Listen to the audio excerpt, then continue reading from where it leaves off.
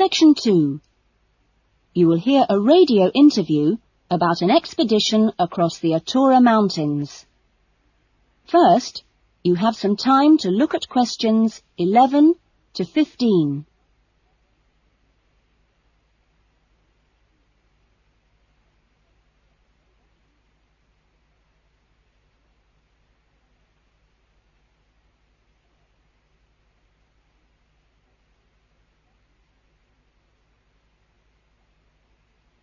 Now listen carefully to the interview and answer questions 11 to 15.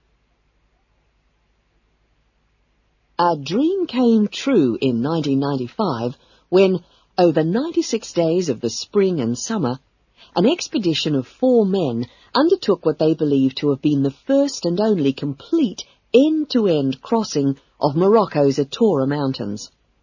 I talked to Charles Owen, the leader of the expedition group, about the trip.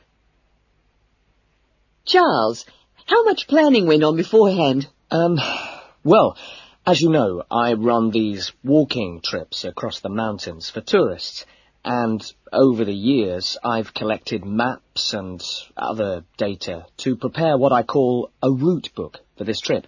And this book basically shows the route across the mountains that we took. You actually broke records while you were out there, didn't you? Yes, it was 900 miles in total, and we managed to climb 32 peaks that were over 3,000 metres high, including Tube Karl, which is, of course, the highest in North Africa. Yeah. We weren't actually out to make a name for ourselves. It just happened, really. What was the weather like? Oh, it got us right from day one, and we were pretty taken aback, really, to find that it rained on quite a number of days. And so we were forced to start replanning our route almost from the outset. One of the obvious problems is the heavy snow which blocks the mountain passes, so you have to make considerable detours. When we were on the way to Imilchil, for example, the snow forced us into a northern bypass, which was new to us. But anyway, either way we would have been rewarded because, well, we fell upon amazing high meadows, huge gorges and wonderful snow-capped mountains. The scenery was as fine as any we saw on the trip, and that was how it was every time. Having to take another pass was never a disappointment. You now have some time to look at questions 16 to 20.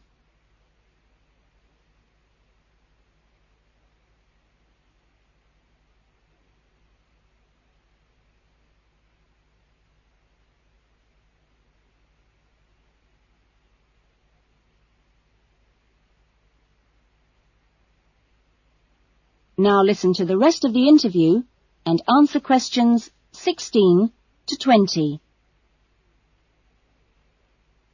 It was in many ways a social trip, wasn't it? Yes. We'd arranged to meet up with friends at various points on the journey. I mean, this was actually one of the purposes of the trip. And we managed to keep all these dates, which, well, it's amazing, really, considering the detours we made.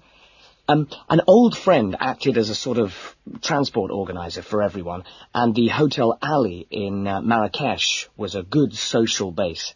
I'd really recommend it, although I can't remember who runs it. Anyway, groups of friends actually joined us for 3-week stints, and others just linked up with us. Some, whom we hadn't met before the trip at all, tagged on for short bursts, people from the area who just came along for the ride. But outside the major visitor areas like Tube Karl, we only met one other group of travellers like ourselves in the whole 96 days. Were there any bad moments? Well, we took 2, I must say, long-suffering donkeys with us to help transport water and tents and things. I suppose if we were to do it all again, we'd probably hire donkeys along the way.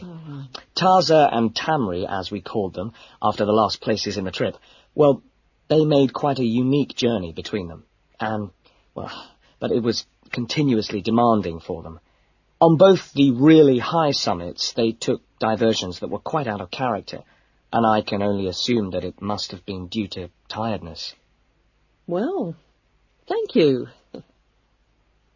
And Charles has put together a video about this journey and continues to lead groups to the Atura Mountains. So if you want further information... That is the end of section 2. You will now have half a minute to check your answers.